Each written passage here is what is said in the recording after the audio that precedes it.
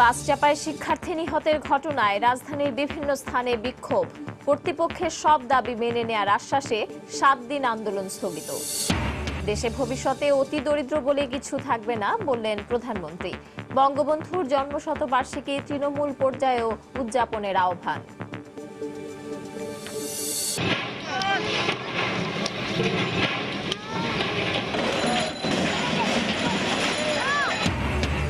মিরপুর ও সাভারে অর্ধশত বহুতল ভবন উচ্ছেদ, আবারও বাধার মুখে বিআইডব্লিউটিএ। ম্যাজিস্ট্রেটের বিরুদ্ধে অসহযোগিতার অভিযোগ।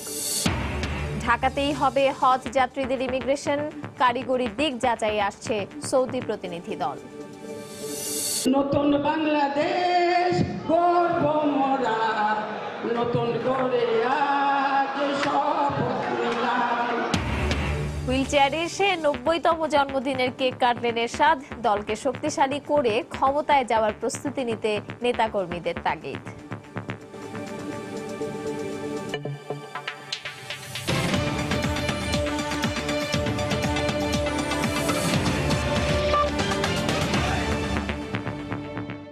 প্রবাসী সময়ের সঙ্গে আছি আমি পারমিতাহীন। 8 মাস পর নিরাপদ সড়কের দাবিতে আবারও রাস্তায় শিক্ষার্থীরা। রাজধানীর প্রগতি সরণিতে দিনভর বিক্ষোভ করেন বাংলাদেশ ইউনিভার্সিটি অব প্রফেশনালসের শিক্ষার্থীরা। ফার্মগেট, শাহবাগ, সায়েন্স ল্যাব, ধানমন্ডি ও পুরান ঢাকাতেও বিক্ষোভ হয়। কোথাও কোথাও যানবাহনের লাইসেন্স সহ নথিপত্র পরীক্ষা করেন তারা। পরে সড়কের নিরাপত্তা নিশ্চিতে প্রশাসনের আশ্বাসে 1 সপ্তাহের আলটিমেটাম দিয়ে সড়ক ছাড়েন শিক্ষার্থীরা। রাজধানীর প্রগতি সরণিতে বুধবার সকাল থেকেই সড়কে নামেন বাংলাদেশ ইউনিভার্সিটি অফ প্রফেশনালস বিইউপির শিক্ষার্থীরা। ধীরে ধীরে যোগ দেন অন্য শিক্ষা প্রতিষ্ঠানের ছাত্রছাত্রীও। প্রতিবারেই একজন করে মারা যাচ্ছে, একটা করে ফুটওভার ব্রিজ হচ্ছে। এটাই তো সলিউশন না, এটা সলিউশন হতে পারে না। প্রশাসনের উচিত যে এই তারা যে প্রতিশ্রুতিগুলো দিয়েছে সেগুলো দ্রুত বাস্তবায়ন করা, না হলে আরো এরকম প্রতিদিনই ঘটতে থাকবে। আমাদের নিরাপদ সড়ক দেওয়া হয় নাই, তারা বলছে আশ্বাস দিছে কিন্তু আমাদের এখনো পাই নাই। বা বাসগুলো আমাদের সাথে যে ধরনের বিহেভ করে তারা স্টুডেন্ট দেখলে তারা আরো বেপরোয়া হয়ে যায়। বেপরোয়া বাসের চাপায় আবরার নিহতের ঘটনায় জড়িতদের দ্রুত শাস্তির আওতায় আনা সহ 8 দফা দাবি মেনে নেয়ার দাবি বিক্ষোভকারীদের। প্রতিশ্রুতির ফুলঝুরি নয়, হতে হবে যথাযথ ও টেকসই বাস্তবায়ন। অচিরেই দৃষ্টান্তমূলক শাস্তি সহ আমাদের যে 8 দফা দাবি পেশ করা হয়েছে সেটা অলরেডি বলা হয়েছে যে দৃষ্টান্তমূলক শাস্তি। এইসব ট্রাফিক সপ্তাহ পালন না করে ট্রেনিং ইনস্টিটিউটগুলো আরো বেশি করে খোলা এবং তাদেরকে ট্রেনিং এর মাধ্যমে ড্রাইভার তৈরি করা। আগে নিরাপদ সড়ক আন্দোলনে শিক্ষার্থীরা ফুটপাতে দাঁড়িয়েছিল, তারাও সেখানে মারা গেছে। এখানে জেব্রা ক্রসিং ক্রস করছে, সেখানেও একটা ছেলে সেফ না। আমাদের ওভারব্রিজ দিয়ে লাভ কি হবে যদি আমাদের বাসই এরকম রেকলেসলি চলতে থাকে? আমাদেরও তো এত ইচ্ছা না ক্লাস বন্ধ করে আমাদের এখানে এসে রোদের মধ্যে বসে থাকা। আর প্রত্যেকটা দিন একটা স্টুডেন্ট আসবে, তারা মারা যাবে, মানে আমাদের কি জীবনের কোনো মূল্য নেই? বিভিন্ন এলাকায় বিক্ষোভ করার পাশাপাশি যানবাহনের প্রয়োজনীয় কাগজপত্র পরীক্ষা করেন আন্দোলনকারীরা। সড়ক ব্যবস্থার কেন চেঞ্জ হলো না? কেন জেব্রা ক্রসিং এ আমার ভাইয়েরা মরবে? আমরা এর বিচার চাই। আগে 6 দিন আমরা আন্দোলন করছি কিন্তু আমাদের কোনো ফল পাইনি। আমরা আমাদেরকে বলছে নিরাপদ সড়ক দিবে, কিন্তু এখন পর্যন্ত কোনো নিরাপদ সড়ক পাইনি। তবে অফিস ফেরত মানুষের কথা ভেবে দিন শেষে তুলে নেওয়া হয় অবরোধ। সড়ক নিরাপদ ও সুশৃঙ্খল না হওয়া পর্যন্ত আন্দোলন চলবে বলেও ঘোষণা দেন শিক্ষার্থীরা। ঢাকা বিশ্ববিদ্যালয়ের পরিবারের পক্ষ থেকে বলতে চাই যে যতদিন পর্যন্ত না আমাদের সড়কে মৃত্যুর মিছিল পুরোপুরি থেমে না যায় ততদিন ঢাকা বিশ্ববিদ্যালয়ের পরিবার আমরা এই আন্দোলনকারীদের সঙ্গে আছি। ঢাকা বিশ্ববিদ্যালয়ের অভ্যন্তরে যারা যান চলাচল করবে তাদের লাইসেন্সের নিশ্চয়তা, হেলমেট ছাড়া কেউ যেন চলাচল না করতে পারে। আমরা ঢাকা বিশ্ববিদ্যালয়ে ট্রাফিক ব্যবস্থাপনার একটি মডেল তৈরি করে গোটা ঢাকা বিশ্ববিদ্যালয়কে পথ দেখাতে চাই। পরে উত্তর ঢাকার মেয়রের সাথে বৈঠক করে আন্দোলনকারীদের একাংশের প্রতিনিধিরা জানান সব দাবি মেনে নেওয়ার আশ্বাসে 27 মার্চ পর্যন্ত আন্দোলন স্থগিত করছেন তারা। 28 মার্চ বৃহস্পতিবার 11টার সময় আমাদের যে মিটিং হবে, সেই মিটিং এর আমরা যে ফলো আপ দেখবো, সেই ফলো আপ দেখে আমরা যদি সন্তুষ্ট না হই, আমি একদম ক্লিয়ার করে বলে দিয়েছি, তাহলে 28 তারিখ থেকেই সারা বাংলাদেশের সকল শিক্ষা প্রতিষ্ঠান বন্ধ। এদিকে সুপ্রভাত পরিবহনের বাসটির চালককে 7 দিনের রিমান্ড দিয়েছেন মুখ্য মহানগর হাকিম আদালত। সেলিয়া সুলতানা, সময় সংবাদ, ঢাকা। সড়কে প্রাণহানি রোধে সরকারের ব্যর্থতা কেন অবৈধ নয় জানতে চেয়ে রুল জারি করেছেন উচ্চ আদালত। এক সপ্তাহের মধ্যে আবরারের পরিবারকে 10 লাখ টাকা ক্ষতিপূরণ দিতে ঘাতক বাসটির মালিককে নির্দেশ দেওয়া হয়েছে। এদিকে ঢাকার সড়কে শৃঙ্খলা ফেরাতে শিক্ষার্থীদের কাউন্সিল সহ নানা উদ্যোগের ঘোষণা দিয়েছেন ঢাকা উত্তর সিটি মেয়র। সড়কে মৃত্যু ঠেকাতে দেশের উচ্চ আদালতে অর্ধ শতাধিক মামলা হয়েছে। প্রায় প্রতিটি মামলায় সড়ক দুর্ঘটনায় সরকারের ব্যর্থতা নিয়ে রুল জারি হয়েছে। কোনো কোনো মামলায় সড়ক দুর্ঘটনা প্রতিরোধে ব্যবস্থা নিতে প্রয়োজনীয় নির্দেশনাও দিয়েছেন উচ্চ আদালত, যেগুলোর অধিকাংশই বাস্তবায়ন হয়নি। মঙ্গলবার বাস চাপায় বিশ্ববিদ্যালয়ের শিক্ষার্থী আবরার নিহতের পর আবার আলোচনায় সড়কের নিরাপত্তা। আবারও জারি হয়েছে রুল। এক সপ্তাহের মধ্যে আবরারের পরিবারকে 10 লাখ টাকা ক্ষতিপূরণ দিতে সুপ্রভাত পরিবহনের মালিককে নির্দেশ দেওয়া হয়েছে। সাধারণ মানুষের সড়ক ব্যবহারের ক্ষেত্রে তাদের নিরাপত্তা বিধানে যে ব্যর্থতা, অব্যাহত ব্যর্থতা, এই অব্যাহত ব্যর্থতা কেন অবৈধ মর্মে ঘোষণা করা হবে না? তাৎক্ষণিকভাবে আবরারের পরিবারকে 10 লক্ষ টাকা জরুরি খরচ বাবদ মেটানোর জন্য 10 লক্ষ টাকা 7 দিনের মধ্যে দেওয়ার জন্য সুপ্রভাত পরিবহনকে নির্দেশ দিয়েছে। এদিকে রাজধানীর প্রগতি সরণিতে আবরারের নামে ফুট ওভারব্রিজ নির্মাণ করবে ঢাকা উত্তর সিটি কর্পোরেশন। এর ভিত্তিপ্রস্তর উদ্বোধন করে মেয়র জানান, নিরাপদ সড়ক নিশ্চিতে কাজ করছেন তিনি। যতদিন পর্যন্ত সড়ক নিরাপদ না হচ্ছে, কর্তৃপক্ষের প্রচেষ্টা আন্তরিক থাকুক, এটাই হচ্ছে আমাদের কাম্য। সুপ্রভাত বাসটির রেজিস্ট্রেশন, রুট পারমিট গতকাল তাৎক্ষণিকভাবে বাজেয়াপ্ত করা হয়েছে। ঢাকা মহানগরীতে এই সুপ্রভাত বাস চলাচল নিষিদ্ধ ঘোষণা করা হয়েছে।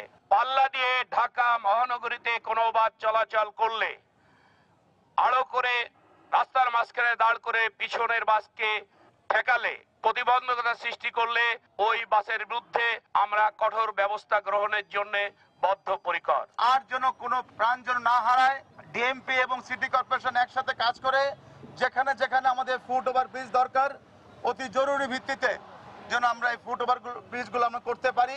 শিক্ষার্থীদের ক্লাসে ফিরে যাওয়ারও আহ্বান জানান মেয়র আতিকুল। আফজাল হোসেন, সময় সংবাদ, ঢাকা। এদিকে চুক্তিভিত্তিক গাড়ি চালালে সংশ্লিষ্ট কোম্পানির লাইসেন্স বাতিল করা হবে বলে জানিয়েছেন ঢাকা সড়ক পরিবহন মালিক সমিতির মহাসচিব খন্দকার এনায়েতুল্লাহ। বুধবার বিকেলে রাজধানীর কাজী বশির মিলনায়তনে ঢাকা সড়ক পরিবহন মালিক শ্রমিক ঐক্য পরিষদের যৌথ সভায় তিনি একথা বলেন। এ সময় অদক্ষ চালককে গাড়ি না দিতে মালিকদের আহ্বান জানান তিনি। কোন কোম্পানি কন্ট্রাক্ট সিস্টেম যদি গাড়ি চালানো প্রমাণ হয়, সেই কোম্পানির নিবন্ধন বাতিল করার জন্য আমরা আরটিসিতে লিখব, আমরা বিআরটিকে লিখব। সেই কোম্পানি ভেঙে দিয়ে সড়ক পরিবহন মালিক সমিতি সরাসরি সেই কোম্পানি অধিগ্রহণ করা হবে। সে যত বড় পাওয়ারফুল লোক হোক না কেন, মালিক শ্রমিকের সামনে সে কেউ না কোনো শক্তি টিকবে না। যশোরের শার্শা উপজেলার নাভারনে পিকআপ ভ্যান চাপায় 6ষ্ঠ শ্রেণীর স্কুল ছাত্রীর পা বিচ্ছিন্ন হয়ে গেছে। এ ঘটনায় মহাসড়ক অবরোধ করে বিক্ষোভ করেছে শিক্ষার্থীরা। অন্যদিকে গাইবান্ধায় ট্রাক চাপায় প্রাণ গেছে 8ম শ্রেণীর এক ছাত্রীর। এছাড়া গোপালগঞ্জে ট্রেনে কাটা পড়ে মোটরসাইকেলের 3 আরোহী ও সিরাজগঞ্জে 2টি বাসের মুখোমুখি সংঘর্ষে 4 জন নিহত হয়েছেন। রিপোর্টার ও জেলা প্রতিনিধিদের পাঠানো তথ্য ছবি নিয়ে রিপোর্ট। সহপাঠীর দুর্ঘটনার খবরে ক্লাসরুম থেকে রাস্তায় নেমে আসে বিক্ষুব্ধ শিক্ষার্থীরা। বন্ধ করে দেয় যশোর বেনাপোল মহাসড়ক। পুলিশ জানায়, বুধবার সকালে ইঞ্জিন চালিত ভ্যানে করে স্কুলে যাচ্ছিল যশোরের শার্শা উপজেলার বুরুজবাগান পাইলট বালিকা বিদ্যালয়ের 3 শিক্ষার্থী। নাভারন মোড় এলাকায় স্কুলের সামনে পৌঁছালে একটি পিকআপ ভ্যান তাদের চাপা দেয়। এতে 6ষ্ঠ শ্রেণীর শিক্ষার্থী নিপার ডান পা হাঁটু থেকে বিচ্ছিন্ন হয়ে যায়। আহত হন ভ্যান চালক সহ আরও এক শিক্ষার্থী। তাদের উদ্ধার করে প্রথমে উপজেলা স্বাস্থ্য কমপ্লেক্সে নেওয়া হয়, পরে উন্নত চিকিৎসার জন্য নিপাকে পাঠানো হয় যশোর সদর হাসপাতালে। মেধাবী ছাত্রী হিসাবে তার জীবনে যে দুর্ঘটনা ঘটলো, তার উন্নত চিকিৎসার ব্যবস্থা করা হোক। আমার মেয়ের বড় স্বপ্ন ছিল যে ডাক্তার হবে। তার হাঁটুর নিচে থেকে তার পাটা একবার বিচ্ছিন্ন হয়ে গেছে, শুধুমাত্র চামড়াটা ঝুলেছিল। উত্তরবঙ্গ থেকে হানিফ পরিবহনের একটি বাস ঢাকা আসছিল। পথে সিরাজগঞ্জের বঙ্গবন্ধু সেতুর পশ্চিম সংযোগ সড়কের সয়দাবাদ এলাকায় পৌঁছালে বিপরীত দিক থেকে আসা হানিফ পরিবহনের অপর একটি বাসের মুখোমুখি সংঘর্ষ হয়। এতে ঘটনাস্থলেই একজনের মৃত্যু হয়, আহত হন অন্তত 22 জন। খবর পেয়ে ফায়ার সার্ভিস ও পুলিশ গিয়ে আহতদের উদ্ধার করে সদর হাসপাতালে ভর্তি করলে সেখানে চিকিৎসাধীন অবস্থায় আরও 3 জনের মৃত্যু হয়। গোপালগঞ্জ সদরের ভেন্নাবাড়ি এলাকায় রেল ক্রসিং এর উপর উঠে পড়ায় ট্রেনের ধাক্কায় নিহত হন মোটরসাইকেলের 3 আরোহী। ট্রেনটি রাজশাহী থেকে গোপালগঞ্জের দিকে যাচ্ছিল। খবর পেয়ে নিহতদের লাশ উদ্ধার করে সদর হাসপাতালের মর্গে পাঠায় পুলিশ। গেটম্যানের দায়িত্বে অবহেলায় এ দুর্ঘটনা ঘটেছে বলে জানায় ফায়ার সার্ভিস। একটা মোটরসাইকেল ভাঙা আর 3টা লাশ ফেলানো, ক্ষত বিক্ষত। 11টার সময় একটা ক্রসিং হয়, সেই ক্রসিংয়ের সময় হয়তো আমাদের ডিউটিম্যান ছিল না। ঘটনাস্থলে দেখি 3টে লাশ, 3 জন ট্রেনের নিচে পড়ে কাটা পড়ছে এবং নিহত অবস্থায় আছে এখানে। এছাড়া গাইবান্ধার সুন্দরগঞ্জে বাইসাইকেলে করে স্কুলে যাওয়ার সময় ট্রাক চাপায় 8ম শ্রেণীর স্কুল ছাত্রী নিহত হয়েছে। আহত হয়েছে তার সঙ্গে থাকা এক সহপাঠী। দুর্ঘটনার পর ঘটনাস্থলে পৌঁছে ট্রাকটি জব্দ করে পুলিশ। এ ঘটনায় কাউকে আটক করা যায়নি। তৌফিক মাহমুদ, সময় সংবাদ। সড়ক দুর্ঘটনাজনিত কারণে মৃত্যুর ঘটনায় 302 ধারায় মামলা করার বিধান সড়ক পরিবহন আইনে থাকলেও তা নির্ভর করে তদন্ত কর্মকর্তার উপর। আইনজীবীরা বলছেন, এক্ষেত্রে ক্ষতিগ্রস্ত ব্যক্তি বা বাদীর চাহিদা নয়, প্রতিফলিত হবে তদন্ত কর্মকর্তার ইচ্ছায়। তাই এ আইনের পরিবর্তন হওয়া উচিত বলে মনে করেন তারা। এদিকে পুলিশ বলছে, শুধু আইন প্রয়োগের মাধ্যমে সড়কে বিশৃঙ্খলা রোধ করা সম্ভব নয়। যোগাযোগ বিশ্লেষকরা তাগিদ দিচ্ছেন ট্রাফিক ব্যবস্থাপনাতেও পরিবর্তন আনা। খান মোহাম্মদ রুমেলের রিপোর্ট।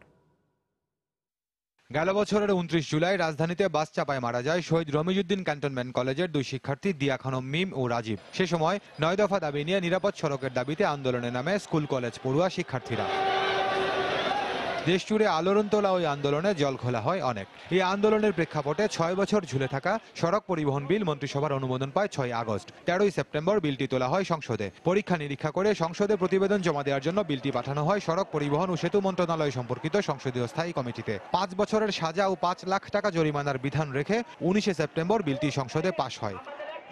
বিলের 114 ধারায় বলা হয়, এই আইনের অধীনে অপরাধের তদন্ত, বিচার, আপিল ইত্যাদির ক্ষেত্রে ফৌজদারি কার্যবিধি প্রযোজ্য হবে।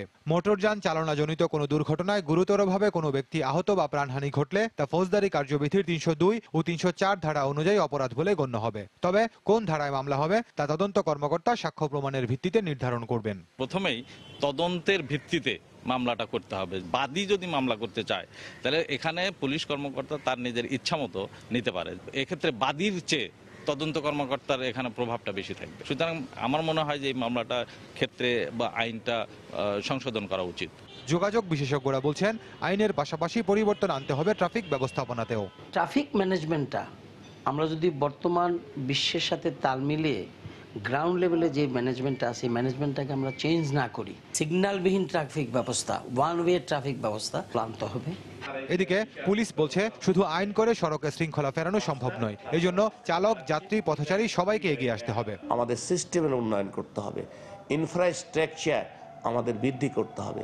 পাল্লা দিয়ে গাড়ি চলছে, যে কারণে দুর্ঘটনা হচ্ছে। এটার কারণ হচ্ছে প্রত্যেকটি বাস আলাদা আলাদা কোম্পানিতে চালায় এবং বাস মালিকরা ড্রাইভারদেরকে দিনভিত্তিক, মাসভিত্তিক চুক্তিতে দিয়ে দিচ্ছে। শুধু প্রসিকিউশন দেওয়া না, শুধু আইন প্রয়োগ করা না, পাশাপাশি সকলকে মোটিভেশন করা, বাস মালিক, বাস চালক, পথচারী। বিদ্যমান আইন অনুযায়ী ফিটনেস সনদ ছাড়া বা মেয়াদোত্তীর্ণ সনদ ব্যবহার করে মোটরযান চালালে তা অপরাধ হিসেবে গণ্য হবে। এ ধরনের অপরাধে সর্বোচ্চ 6 মাসের কারাদণ্ড অথবা 25,000 টাকা জরিমানা অথবা উভয় দণ্ডের বিধান রয়েছে। খান মোহাম্মদ রুমেল, সময় সংবাদ, ঢাকা। ঢাকার চারপাশের নদী অবৈধ দখলমুক্ত করতে গিয়ে গতকালও বাধার মুখে পড়ে বিআইডব্লিউটিএ। সাভারের কাউন্দিয়ায় অবৈধ স্থাপনা উচ্ছেদ করতে গেলে বাধা দেন স্থানীয় ইউনিয়ন পরিষদ চেয়ারম্যান। এ সময় তাকে পুলিশ আটক করলেও মুচলেকা নিয়ে ছেড়ে দেন নির্বাহী ম্যাজিস্ট্রেট। এ সময় নির্বাহী ম্যাজিস্ট্রেট বারবার অসহযোগিতা করছেন বলে অভিযোগ করেন বিআইডব্লিউটিএর কর্মকর্তারা।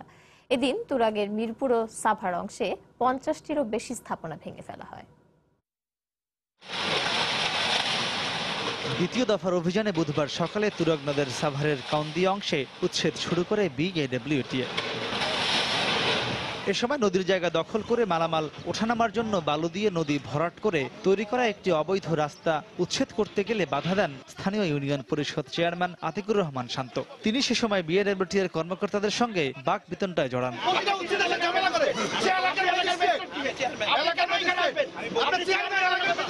পরে সরকারি কাজে বাধা দেওয়ার অপরাধে পুলিশের সহায়তায় চেয়ারম্যানকে আটক করে বিএনডব্লিউটি। উচ্ছেদ করতেছি, হঠাৎ করে উনি এসে বলে যে আমি এলাকার ম্যাজিস্ট্রেট, আমাকে কেন জিজ্ঞেস করা হলো না, আপনি কিভাবে ভাঙতেছেন, কোন আইনে ভাঙতেছেন, আপনার এত সাহস কেন হলো, এখনই বন্ধ করেন। গার্ড আজকে আমাকে ঠেলা দিচ্ছে। আমি কোনো সমস্যা তৈরি করার জন্য আসি নাই, আমি আসছি শুধু আমার রাস্তাটার ব্যাপারে। এটা ভাঙার আগে আমাকে একটু অবহিত করতেন, যোগাযোগ করতাম যদি আমার কোনো কিছু করার থাকে। আপনি ভুল করছেন না, ভুল করছেন আপনি, এটা স্বীকার করতে হবে আপনাকে। বছর খানেক আগে এই এলাকায় যখন উচ্ছেদ অভিযান চলছিল, একইভাবে উনি বাধা প্রদান করেছিলেন। ওই সময়কার বিজ্ঞ ম্যাজিস্ট্রেট গ্রেপ্তার করেছিলেন। তিনি অবৈধ ভরাটের এবং অবৈধ দখলের নেতৃত্ব দেন। চেয়ারম্যান নিজের ভুল স্বীকার করে ক্ষমা চেয়েছেন দাবি করে পরে তাকে ছেড়ে দেন নির্বাহী ম্যাজিস্ট্রেট। ওনার কার্যক্রমের জন্য উনি আসলে দুঃখ প্রকাশ করছেন। একই সাথে যে আমাদের যে ডিডি সাহেব ছিলেন তার কাছে উনি ভুল স্বীকার করেছেন এবং বলা যায় ক্ষমা প্রার্থনাই করেছেন। বলেছেন যে ওনার আমাদের পুরো উচ্ছেদ কার্যক্রমে উনি থাকবেন, সহযোগিতা করবেন। উনি একটা মুসলেখা দিয়েছেন। তথ্য প্রমাণ থাকার পরও দখলদার চেয়ারম্যানকে ছেড়ে দেয় ক্ষুব্ধ হন বিএনডব্লিউটি এর কর্মকর্তারা। বারবারই নির্বাহী ম্যাজিস্ট্রেট উচ্ছেদ কার্যক্রমে অসহযোগিতা করছে বলেও অভিযোগ করা হয়। আমাদের টিমের একজন সরকারি কর্মকর্তা কর্তব্যরত অবস্থায় তাকে তার গায়ে হাত তোলা হলো। এই ধরনের একটা উদ্ধত বিষয়ের পরেও তাকে ছেড়ে দেওয়া আমাদের টিমের স্পিডটা কিছুটা ক্ষতিগ্রস্ত হয়। আমরা একটু নিরাশ হয়ে যাই, মনোবলটা সেটা আসলে হতাশ করে। এর আগে বুধবার সকালে তুরাগনদ পাড়ের মিরপুর বড়বাজার এলাকায় একাধিক বহুতল ভবন সহ অর্ধশত স্থাপনা উচ্ছেদ করে সংস্থাটি। মাহমুদ রাকিব, সময় সংবাদ, ঢাকা। হজে যেতে আর দীর্ঘ সময় বিমানবন্দরে অপেক্ষা করতে হবে না বাংলাদেশিদের। সৌদি আরবে প্রবেশের আগেই ঢাকায় আগাম ইমিগ্রেশন সেবার কারিগরি দিক যাচাইয়ে বাংলাদেশে আসছেন সৌদি সরকারের একটি প্রতিনিধি দল। বৃহস্পতিবার ধর্ম মন্ত্রণালয়ের সংশ্লিষ্ট সব সংস্থার সঙ্গে বৈঠক করবেন তারা। ধর্ম সচিব জানান, 6 এপ্রিল আসবে সৌদি সরকারের হজ ও ওমরা মন্ত্রণালয়ের সচিব সহ 14 সদস্যের প্রতিনিধি দল। বিস্তারিত জানাচ্ছেন হাজেরা শিউলি। পবিত্র হজ পালনে প্রতি বছর বিভিন্ন দেশ থেকে প্রায় 20 লাখ মানুষ সৌদি আরবে যান। এ সময় জেদ্দা বিমানবন্দরে একের পর এক বিমান নামতে থাকায় ইমিগ্রেশনে জট লেগে যায়। ভ্রমণের ক্লান্তি নিয়ে এহরাম বাঁধা অবস্থায় দীর্ঘ সময় হাজিদের টার্মিনালে অপেক্ষা করতে হয় ইমিগ্রেশনের জন্য। ভোগান্তি কমাতে বাংলাদেশের অনুরোধে ঢাকায় বিমানে ওঠার আগেই সৌদি আরবের ইমিগ্রেশন করার বিষয়ে নীতিগতভাবে সিদ্ধান্ত নেয় সৌদি হজ ও ওমরা মন্ত্রণালয়। এই প্রক্রিয়ার অংশ হিসেবে আসছে কারিগরি দল। এয়ারপোর্ট ভিজিট করবে বা অন্য অবকাঠামোগত সুবিধাগুলি দেখবে, এই বিষয়গুলি দেখে গিয়ে তারা রিপোর্ট করবে। বিষয়টা নিয়ে পরবর্তী যে হাই পাওয়ার টিম যারা আসবে তারা হয়তো ওগুলি এসে আরো বিস্তারিতভাবে আলোচনা হতে পারে। অবকাঠামো স্বল্পতা বা আমলাতান্ত্রিক জটিলতায় এই সেবা চালুর প্রক্রিয়া যেন বাধাগ্রস্ত না হয় সেটি নিশ্চিত করার তাগিদ হাব মহাসচিবের। এখানে ইমিগ্রেশন সম্পন্ন করবেন কিন্তু সৌদি আরবের লোকজন। সরকারের কাছে আবেদন করব আমরা যাতে সৌদি কর্তৃপক্ষকে প্রি ডিপার্চার ইমিগ্রেশনটা করার জন্য সকল ধরনের সহায়তা করি। মেশিনারিগুলি প্রতিস্থাপন করার জন্য অ্যাক্সেস দেয়া এবং কোনো রকমের আমলাতান্ত্রিক জটিলতা যাতে তাদের এটাকে রুদ্ধ না করে। বর্তমানে মালয়েশিয়া ও ইন্দোনেশিয়ার হজযাত্রীরা আগাম ইমিগ্রেশনের সুবিধা পাচ্ছেন। বাংলাদেশ হবে এই সুবিধাপ্রাপ্ত তৃতীয় দেশ। চলতি বছর বাংলাদেশ থেকে মোট 1,27,198 জনের হজ পালনে সৌদি আরব যাওয়ার কথা রয়েছে। হাজিরা শিউলি, সময় সংবাদ, ঢাকা। অতি দরিদ্রের হার 11 ভাগে নামিয়ে আনা হয়েছে জানিয়ে প্রধানমন্ত্রী শেখ হাসিনা বলেছেন, ভবিষ্যতে দেশে অতি দরিদ্র বলে কিছু থাকবে না। বুধবার সকালে প্রধানমন্ত্রীর কার্যালয়ে জাতির জনক বঙ্গবন্ধু শেখ মুজিবুর রহমানের জন্ম শতবার্ষিকী উদযাপন সংক্রান্ত জাতীয় কমিটি এবং বাস্তবায়ন কমিটির যৌথ সভায় একথা বলেন তিনি। এ সময় দেশের মানুষের মাথাপিছু আয় বাড়ানোর পরিসংখ্যান তুলে ধরে উন্নয়নশীল দেশের স্বীকৃতি স্থায়ী করার রূপরেখাও দেন প্রধানমন্ত্রী। স্বাধীনতার পর ভঙ্গুর অর্থনীতির বাংলাদেশের সামনে সবচেয়ে বড় চ্যালেঞ্জ ছিল দারিদ্র্য দূরীকরণ। প্রায় 4 দশক পর 1999 সালের জরিপে দেখা যায় বাংলাদেশে দারিদ্র্যের হার নেমে এসেছে 52%। তারপরের গল্পটা শুধুই এগিয়ে যাওয়ার। গত 1 দশকে দরিদ্র জনগোষ্ঠীর সংখ্যা নেমেছে 21.8%, আর হতদরিদ্রের সংখ্যা এখন মাত্র 11%। বঙ্গবন্ধুর জন্ম শতবার্ষিকী উদযাপন কমিটির সঙ্গে অনুষ্ঠিত বৈঠকে প্রধানমন্ত্রী শেখ হাসিনাও বলেন, স্বাধীনতার পর এত অল্প সময়ের মধ্যে দারিদ্র্য জয় করে ইতিহাস গড়েছে বাংলাদেশ। গত 10 বছরে আমরা চেষ্টা করেছি বাংলাদেশের সার্বিক উন্নয়ন করতে। মূল কথা যে বাংলাদেশকে দারিদ্র্য মুক্ত করা, বাংলার মানুষের রাজনৈতিক, অর্থনৈতিক, সাংস্কৃতিক মুক্তি অর্জন করা এবং একটি জাতি হিসেবে সারা বিশ্বে একটা মর্যাদা আসন অধিষ্ঠিত করা এবং তৃণমূল পর্যায়ে, গ্রাম পর্যায়ে মানুষ যেন একটু সুন্দর জীবন পায় সেটাই নিশ্চিত করা। দেশের মানুষের গড় মাথাপিছু আয় $1909 উল্লেখ করে প্রধানমন্ত্রী জানান, যে কোনো মূল্যে উন্নয়নশীল বাংলাদেশের আন্তর্জাতিক স্বীকৃতি ধরে রাখবে বাংলাদেশ। গ্রহণ করা হবে টেকসই ও অন্তর্ভুক্তিমূলক উন্নয়ন পরিকল্পনা। অনেক বাধা বিপত্তি অতিক্রম করেই আমাদের এগোতে হয়েছে। আজকে আমরা আমাদের প্রবৃদ্ধি 8 ভাগে অর্জন করব এবছর। আজকে আমরা উন্নয়নশীল দেশ হিসেবে স্বীকৃতি পেয়েছি এবং সেটার স্থায়ী করার জন্য ইতিমধ্যে আমরা কর্মসূচি হাতে নিয়েছি। 2020 সালে পালিত হবে বঙ্গবন্ধু শেখ মুজিবুর রহমানের জন্মশতবার্ষিকী। প্রধানমন্ত্রীর সাবেক মুখ্য সচিব ডক্টর কামাল আব্দুল নাসেরকে প্রধান করে গঠিত 102 সদস্যের জাতীয় কমিটির নেতৃত্বে 2020 সালের 7ই মার্চ থেকে 2021 সালের 26 মার্চ পর্যন্ত মুজিব বর্ষ উদযাপন করতে চায় বাংলাদেশ। জুবাইর ফয়সাল, সময় সংবাদ, ঢাকা। 1 মাসের ব্যবধানে বৃহস্পতিবার বসছে পদ্মা সেতুর আরেকটি স্প্যান। নদীর জাজিরা প্রান্তের আগের স্প্যানগুলোর সঙ্গেই বসানো হবে নতুন স্প্যান। নবম স্প্যান বসানোর মধ্য দিয়ে নদীর 2 প্রান্ত মিলিয়ে দৃশ্যমান হবে 1350 মিটার সেতু। এছাড়া মঙ্গলবার থেকে সেতুর স্প্যানের উপরের অংশে রোড স্ল্যাব বসানোর কাজ শুরু হয়েছে। সাইফুল ইসলামের ছবিতে এহসান জুয়েলের রিপোর্ট। নদী জুড়ে কাজ আর কাজ। যতদূর চোখ যায় একটু একটু করে আকাশের বুকে মাথা তুলছে সেতুর কাঠামো। একই সঙ্গে বাড়ছে সেতুর দৃশ্যমান দৈর্ঘ্য। 2017 সালে জাজিরা প্রান্তে প্রথম স্প্যানটি বসানোর পর ধীরে ধীরে এখানে শেষ করা হয় একটি মডুলের 5টি স্প্যানের কাজ। এরপর আলাদাভাবে ষষ্ঠ স্প্যানটি মাওয়া প্রান্তে বসানো হলেও সপ্তম এবং অষ্টম স্প্যানটি বসানো হয় জাজিরা প্রান্তে আগের 5টির সঙ্গেই। নবম স্প্যানটিও বসবে জাজিরায়। চীন থেকে আনা ছোট ছোট টুকরোগুলো মাওয়ার বিশেষায়িত ইয়ার্ডে জোড়া দিয়ে আগেই প্রস্তুত করা হয় স্প্যানটি। ধূসর রং করা শেষে গত 1 মাস ধরে এটি অপেক্ষা ছিল ইয়ার্ডের বাইরে। নির্ধারিত 34 ও 35 নম্বর পিলারের উপর বসানোর জন্য এর মধ্যে এটিকে তোলা হয়েছে ভাসমান ক্রেনে। যতই সময় যাচ্ছে এটা দৃশ্যমান হচ্ছে, মানুষ আস্তে আস্তে আরও বেশি আশাবাদী হচ্ছে। এটাই আমাদের পাওয়া যে ঠিক আছে, মানুষের আগে যে কনফিডেন্সটা ছিল না হবে কি হবে না, দিন দিন কনফিডেন্সটা বাড়তেছে। মাওয়া প্রান্তের ইয়ার্ড থেকে 150 মিটার দৈর্ঘ্যের স্প্যানটি নিয়ে রওনা হয়েছে প্রায় 4000 মেট্রিক টন ওজন বহনে সক্ষম বিশ্বের সর্বাধুনিক ক্রেন। প্রায় 5 কিলোমিটার দূরের জাজিরায় নিয়ে যাওয়ার পর এটিকে প্রস্তুত করা হবে নির্ধারিত 2টি পিলারে বসানোর উপযুক্ত করে। এছাড়া বছরখানেক আগে থেকে স্পেনের নিচের অংশে রেল স্ল্যাব বসানোর কাজ শুরু হলেও এবার স্পেনের উপরের অংশে শুরু হয়েছে রোড স্ল্যাব বসানোর কাজ। মঙ্গলবার নদীর জাজিরা পাড়ের অংশে 4 লেনের প্রথম রোড স্ল্যাবটি বসানো হয়। নকশা জটিলতা কেটে যাওয়ার পর সেতুর কাজ খুব দ্রুত এগুচ্ছে, তার প্রমাণ স্পেন বসানোয় অগ্রগতি। মাত্র 1.5 মাসের মধ্যে সবশেষ 3টি স্পেন বসানোর মধ্য দিয়ে দৃশ্যমান করা সম্ভব হচ্ছে প্রায় 1.5 কিলোমিটার সেতু, যা দ্রুততম সময়ের মধ্যে সেতুর কাজ শেষ করার ব্যাপারে আশাবাদী করে তুলছে। এহসান জুয়েল, সময় সংবাদ, মুন্সিগঞ্জ। নিজের 90তম জন্মদিনে জাতীয় পার্টিকে শক্তিশালী করে ক্ষমতায় যাওয়ার জন্য প্রস্তুত করতে নেতাকর্মীদের তাগিদ দিলেন জাতীয় পার্টি চেয়ারম্যান হোসেন মোহাম্মদ এরশাদ। তিনি বলেন, চরম আক্রোশ ও প্রতিকূলতা সয়ে টিকে থাকার দলটিকে কেউ ধ্বংস করতে পারবে না।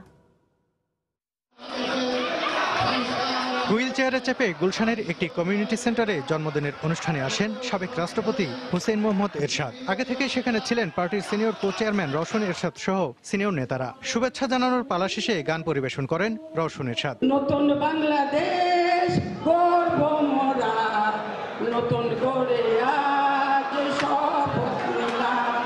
সবাইকে সঙ্গে নিয়ে জন্মদিনের কেক কাটেন এরশাদ। এর আগে সংক্ষিপ্ত বক্তব্যে ক্ষমতায় যাওয়ার জন্য দলকে প্রস্তুত করতে নেতাকর্মীদের তাগিদ দেন তিনি।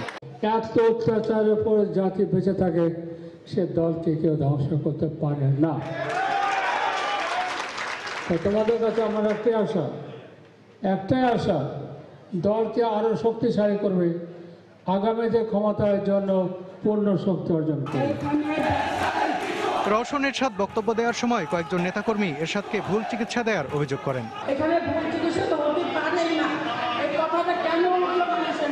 পরে পার্টির মহাসচিব মশিউর রহমান রাঙ্গা এ নিয়ে সংবাদ সম্মেলন করে জানান, দেশে ও বিদেশে কোথাও এরশাদের ভুল চিকিৎসা হয়নি। ওনার বাংলাদেশে কোনো ট্রিটমেন্টের কোনো সমস্যা কোনো সময় হয়নি। উনি রাত্রে 12টার সময়ও যদি সিএমএসে সেনাবাহিনীর প্রধান হিসেবে গিয়েছেন, সেখানে কিন্তু ট্রিটমেন্ট পেয়েছেন।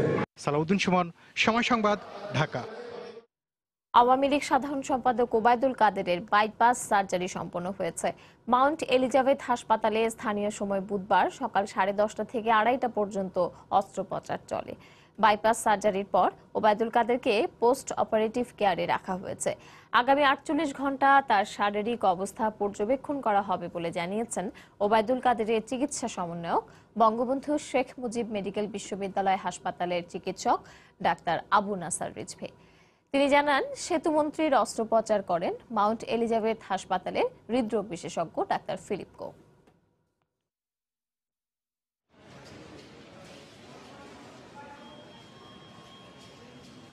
সারা দেশে যে নৈরাজ্য চলছে তার প্রতিক্রিয়ায় নিরাপদ সড়ক আন্দোলন শুরু হয়েছে বলে মন্তব্য করেছেন বিএনপি মহাসচিব মির্জা ফখরুল ইসলাম আলমগীর।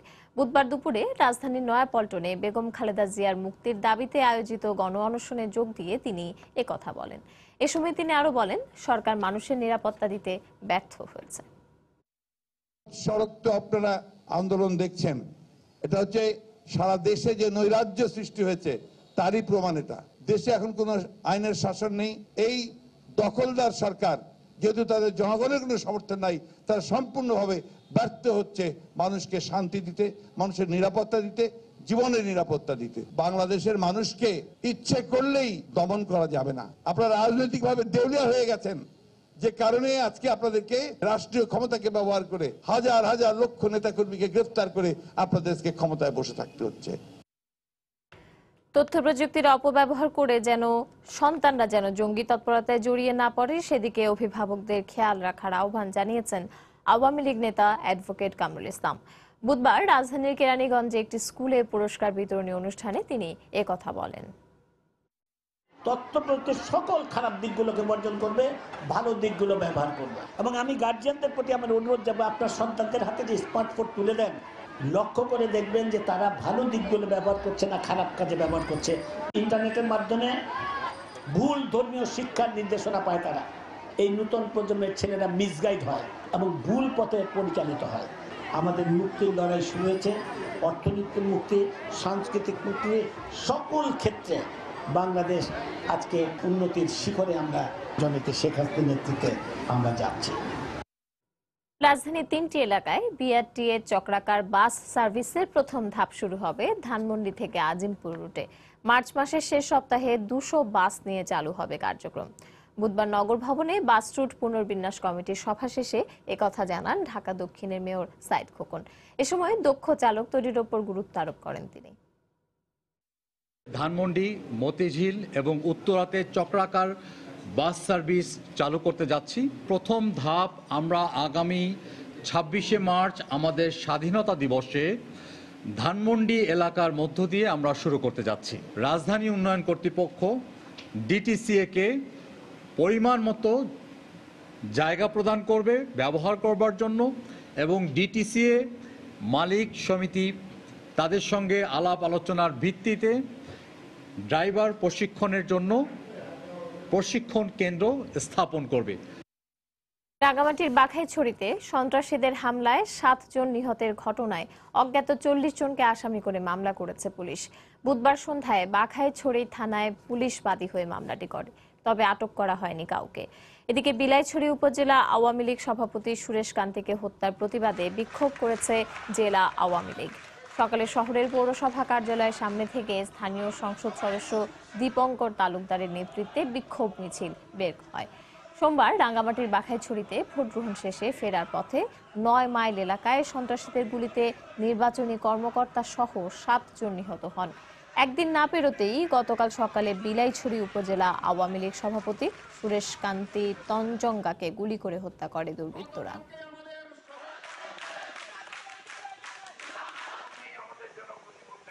আঞ্চলিক দলগুলোর মধ্যে নেতৃত্বের কোন্দলের পাশাপাশি চাঁদার টাকা ভাগ বাটোয়ারা নিয়ে সৃষ্ট বিরোধের জেরে শান্তি ফিরছে না 3 পার্বত্য জেলায়। স্থানীয়রা বলছেন, বিচারহীনতার সংস্কৃতির কারণেই সংঘাত বন্ধ হচ্ছে না। ক্ষুদ্র নৃগোষ্ঠীর অগ্রযাত্রা ধরে রাখতে দ্রুত ব্যবস্থা নেওয়া দরকার বলে মনে করেন বিশেষজ্ঞরা। রাঙ্গামাটি প্রতিনিধি হেফাজত সবুজের সহায়তায় কমলদের রিপোর্ট। নানা ব্যবস্থা নিয়েও শান্তি ফিরছে না রাঙ্গামাটি পার্বত্য জেলায়। একসময় পাহাড়ি বাঙালি চরম বিরোধ থাকলো, নানা মেরুকরণ এবং সমীকরণ মিলিয়ে এখন সংঘাতে জড়াচ্ছে পাহাড়ি আঞ্চলিক সংগঠনগুলো। প্রশাসনের তথ্য অনুযায়ী পাহাড়ি সংগঠনগুলোর মধ্যে নেতৃত্ব নিয়ে যেমন বিরোধ রয়েছে, তেমনি বিরোধ রয়েছে চাঁদাবাজির ভাগবাটোয়ারা নিয়েও। পাহাড়ের আঞ্চলিক সংগঠন জেএসএস এবং ইউপিডিএফ ভেঙে এখন কয়েক ভাগে বিভক্ত। আর এই বিভক্তি রক্তপাতের মূল কারণ বলে মনে করছেন চট্টগ্রাম বিভাগের শীর্ষ এই প্রশাসনিক কর্মকর্তা। অর্থের প্রাচুর্য, অর্থের ব্যবহার, অর্থ এখানে একটা বিরাট ফ্যাক্টর হিসেবে কাজ করছে। কারণ এখানে যদি কর্তৃত্ব না থাকে, যার হাতে কর্তৃত্ব থাকবে তার হাতে অর্থ থাকবে। গত 2 বছরের রাঙ্গামাটিতে পাহাড়ি সংগঠনগুলোর সংঘাতে মৃত্যু হয়েছে অন্তত 45 জনের। গত বছরই ভাতৃঘাতী সংঘাতে মারা যায় 35 জন। এর মধ্যে তেশরমে ব্রাশফায়ারে হত্যা করা হয় 5 জনকে। সবশেষ বাঘাইছড়িতে সোমবার নির্বাচনী দায়িত্ব পালন শেষে ফেরার পথে সন্ত্রাসীদের ব্রাশফায়ারে মৃত্যু হয় 7 জনের। প্রতি বছরই সংঘাতে মৃত্যুর হার বাড়লেও এখন পর্যন্ত কোনো হত্যাকাণ্ডেরই বিচার হয়নি। আর বিচারহীনতার সংস্কৃতি সংঘাত বন্ধ না হবার অন্যতম কারণ বলে মনে করছেন স্থানীয়রা। আমরা অত্যন্ত শঙ্কিত এখন আমাদের পার্বত্য এলাকায় যারা আমরা বসবাস করি, পাহাড়ি বাঙালি সবাই, আমাদের স্বাভাবিক জীবনযাত্রা ব্যাহত হচ্ছে। অশান্তি তখনই শান্ত অবস্থায় পরিণত হতে পারে যদি উদার মন নিয়ে বাস্তবতাকে স্বীকার করে যদি আলাপ আলোচনার মাধ্যমে কোনো কিছু নির্ধারিত হয়। অভিযুক্ত করা হচ্ছে, কিন্তু আসল আসামি বা এরকম ধরনের যে কোন একটা হত্যাকাণ্ডের এখনো পর্যন্ত আমরা পাইনি যে এটা বিচার হয়েছে। আমাদের দাবি হচ্ছে অনতি বিলম্বে অবৈধ অস্ত্রধারীদের অস্ত্র উদ্ধারের জন্য কার্যকর ব্যবস্থা নেওয়া। বিশেষজ্ঞদের মতে পার্বত্য জেলাগুলোতে ভাতৃঘাতী সংঘাত বন্ধে দ্রুত ব্যবস্থা নেওয়া না হলে ক্ষুদ্র নৃগোষ্ঠীগুলোর অগ্রযাত্রা মারাত্মকভাবে ব্যাহত হবে।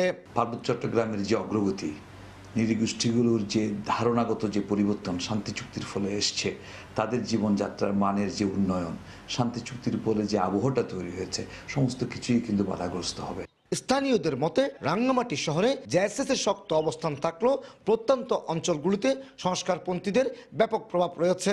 একইভাবে উপজেলা সদরগুলো ইউপিডিএফ এর মূল দলের নিয়ন্ত্রণে থাকলেও গোপনে তৎপরতা চালিয়ে যাচ্ছে ইউপিডিএফ গণতান্ত্রিক। কমল দে, সময় সংবাদ, চট্টগ্রাম। বিভিন্ন সময়ে আপত্তিকর ওয়েবসাইট বন্ধের কথা বলা হলেও এখনো বাংলাদেশ থেকে ভিজিটের তালিকায় শীর্ষে নানা পর্ন সাইট। বিকল্প পথে খুব সহজেই ঢু মারা যায় এসব সাইটে। বিশেষজ্ঞরা বলছেন, অনাকাঙ্ক্ষিত সাইটগুলো বন্ধ করে শুধু নয়, সুফল পেতে প্রয়োজন সামাজিক সচেতনতা। অন্যদিকে এ বিষয়ে সরকারের নানা পদক্ষেপের কথা জানালেন মন্ত্রী। রাশেদ লিমনের রিপোর্ট। ইন্টারনেট এই মুহূর্তে দুনিয়ার সবচেয়ে বড় বিষয়। চাইলেই হাতের মুঠোয় যেন পুরো দুনিয়া। কারণে অকারণে সারাক্ষণই যেন এতেই বুধ এই প্রজন্ম। প্রশ্ন হলো, ইন্টারনেট থেকে আমরা যা নিচ্ছি তার কতটুকু ভালো কিংবা মন্দ? পর্নো কিংবা জুয়ার মতো বাজে নেশায় এখন গিলে খাচ্ছে নেট ব্যবহারকারীর একটি অংশকে।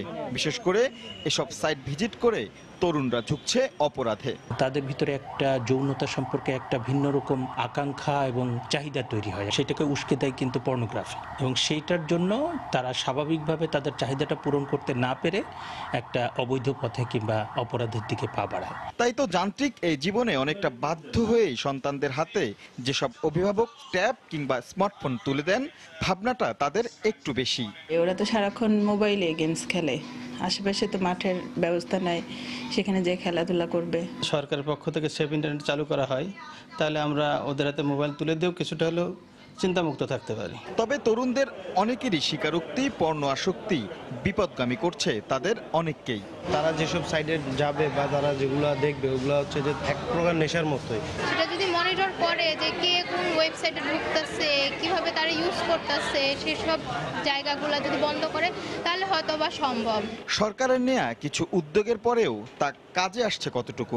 বিশ্বজুড়ে ওয়েবসাইট রেটিংকারী সংস্থা অ্যালেক্সার মতে বাংলাদেশ থেকে বেশি ভিজিট করা হয় এমন সেরা 100টি ওয়েবসাইটের মধ্যে 4-5টি এরই মধ্যে এদেশে বন্ধ। পর্ণ কিংবা জুয়ার সঙ্গে সংশ্লিষ্ট এমন 2000-এরও বেশি ওয়েবসাইট এরই মধ্যে মন্ত্রণালয় থেকে বন্ধের কথা বলা হলেও বিকল্প পন্থায় সেখানে খুব সহজেই প্রবেশ করা যাচ্ছে। বিশ্বজুড়ে অবাধ ইন্টারনেটের এই যুগে কেবলমাত্র নির্দিষ্ট একটি দেশে নির্দিষ্ট কিছু ওয়েবসাইট বন্ধ করে খুব একটা সুফল আসবে না বলে মনে করেন বিশেষজ্ঞরা। তারা বলছেন এর জন্য দরকার সচেতনতা। এখন আসলে যে প্রক্রিয়া বন্ধ করা হচ্ছে সেটা হচ্ছে ইন্টারনেট গেটওয়ে থেকে ফিল্টার করে দেওয়া হচ্ছে। তো এভাবে আসলে ফিল্টার করে এটা প্রতিরোধ করা সম্ভব না। মনস্তাত্ত্বিক জায়গা থেকে এটা আমাদেরকে প্রতিরোধ ব্যবস্থা গড়ে তুলতে হবে। সীমাবদ্ধতা মেনে মন্ত্রী জানালেন অল্প দিনের মধ্যেই নিরাপদ হচ্ছে এদেশের ইন্টারনেট সেবা। নতুন নতুন সাইট জন্ম নয়, মিরর সাইট জন্ম থাকে, VPN ইউজ করা হয়, অন্যান্য ব্রাউজার দিয়ে এটাকে অ্যাক্সেস করা হয়, এই ঘটনাগুলো ঘটছে। তবে আমাদের বিভাগের থেকে আমরা একটা প্রকল্প বাস্তবায়ন করছি। আমরা এই প্রকল্পটি বাস্তবায়ন করার পরে দেশের জনগণকে এইটুকু নিশ্চয়তা দিতে পারবো যে আমরা বাংলাদেশের সীমানার ভিতরে কোনো বাজে কন্টেন্ট থাকতে পারবে না। পাশাপাশি সচেতনতার বিষয়ে অগ্রাধিকার দেয়া হবে বলে জানান তিনি। রাশেদ দিমন, সময় সংবাদ, ঢাকা। দেশ গঠনে বিশ্ববিদ্যালয় শিক্ষার্থীদের উদ্ভাবনী ভাবনা ব্যবহার করার লক্ষ্যে চলছে স্টুডেন্ট টু স্টার্টআপ। এর অংশ হিসেবে গোপালগঞ্জে বঙ্গবন্ধু শেখ মুজিবুর রহমান বিজ্ঞান ও প্রযুক্তি বিশ্ববিদ্যালয়ে অনুষ্ঠিত হল অ্যাক্টিভেশন ক্যাম্প। বুধবার প্রশাসনিক ভবনে এ নিবন্ধন ক্যাম্প হয়। বিশ্ববিদ্যালয়ের vice chancellor professor doctor Khandaker Nasir Uddin, ICT ডিভিশনের আইডিয়ার প্রকল্প পরিচালক সৈয়দ মুজিবুল হক, ইয়াং বাংলার কোঅর্ডিনেটর আশিকুর রহমান রূপক সহ সংশ্লিষ্টরা উপস্থিত ছিলেন। অ্যাক্টিভেশন ক্যাম্পে প্রতিযোগিতায় অংশগ্রহণে ইচ্ছুক শিক্ষার্থীরা নিবন্ধন করেন। বৃহস্পতিবার পিচিং রাউন্ডে বাছাই হবে 3টি দল। ইয়াং বাংলা ও আইডিয়া প্রকল্পের আয়োজনে দেশের 40টি বিশ্ববিদ্যালয়ে চলছে স্টুডেন্ট টু স্টার্টআপ। জাতীয় স্টার্টআপ ক্যাম্প থেকে নির্বাচন সেরা 10 উদ্ভাবনী ভাবনা 1 কোটি টাকা বিনিয়োগ সহায়তা পেতে পারে বলে জানিয়েছেন আয়োজকরা।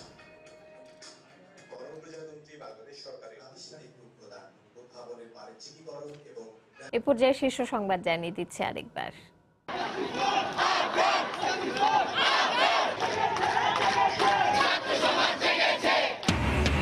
বাস চাপায় শিক্ষার্থী নিহতের ঘটনায় রাজধানীর বিভিন্ন স্থানে বিক্ষোভ।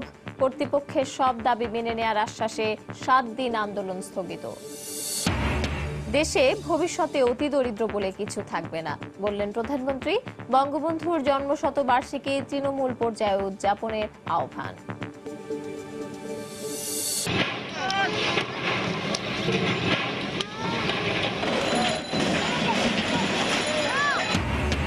মিরপুর ও সাভারে অর্ধশত বহুতল ভবন উচ্ছেদ, আবারও বাধার মুখে বিআইডব্লিউটিএ। ম্যাজিস্ট্রেটের বিরুদ্ধে অসহযোগিতার অভিযোগ। ঢাকাতেই হবে হজ যাত্রীদের ইমিগ্রেশন, কারিগরি দিক যাচাই আসছে সৌদি প্রতিনিধি দল। নতুন বাংলাদেশ গর্ব মোরা, নতুন করে আজ শপথ নিলাম। হুইল চেয়ারে এসে 90তম জন্মদিনের কেক কাটলেন এরশাদ। দলকে শক্তিশালী করে ক্ষমতায় যাওয়ার প্রস্তুতি নিতে নেতাকর্মীদের তাগিদ। এই ছিল প্রবাসের সময়ে। যে কোনো খবর পেতে ভিজিট করুন সময়নিউজ.tv। আপনার মোবাইলে সময় সংবাদ দেখতে ও সব খবর পেতে ডাউনলোড করুন সময় অ্যাপ। এছাড়া এই মাত্র পাওয়া খবর আপনার মোবাইলে পেতে SMS করুন *BN লিখে পাঠিয়ে দিন 16242 নম্বরে। সঙ্গে থাকুন সময়ে।